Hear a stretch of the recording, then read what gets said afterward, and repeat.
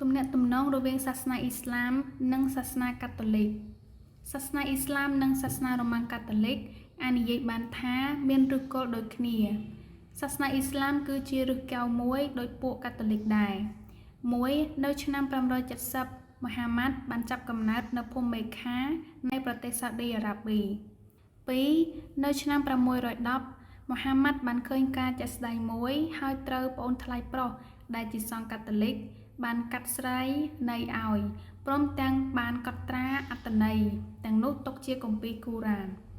3ពួកកាតូលិកដែលមានទីស្នាក់ការធំនៅទីក្រុងរ៉ូមបានមានគម្រោងផ្លាស់ទីស្នាក់ការទៅទីក្រុងយេរូសាឡឹមដោយសារនៅតាមតំបន់នោះមានការគោរពព្រះដតីផ្សេងៗជាច្រើនហើយពួកកាតូលិកចង់ឲ្យមានការគោរពព្រះរបស់កាតូលិកតែមួយ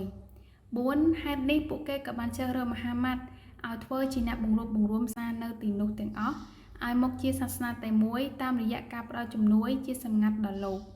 5បន្ទាប់ពីធ្វើឲ្យសាសនាទាំងអស់คล้ายមកតែមួយហើយពួកកាតូលិកក៏មកគ្រប់គ្រងក្រុងយេរូសាឡឹមតាមដែលការសន្យា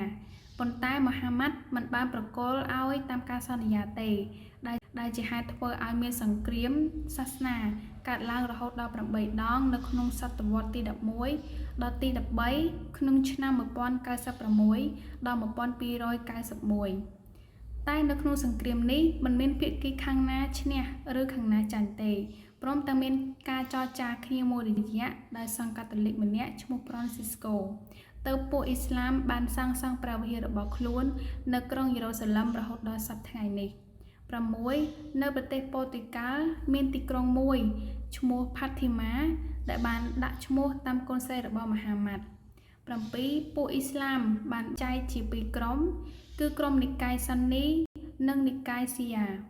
និកាយស៊ីយ៉ាគឺកើតចេញពីការរៀបការរវាងកូនស្រីរបស់មហាម៉ាត់និងអាលីដែលជាពូរបស់នាងផាធីម៉ាបានបង្កើតកូនចៅហើយដាក់ឈ្មោះថាស៊ីយ៉ា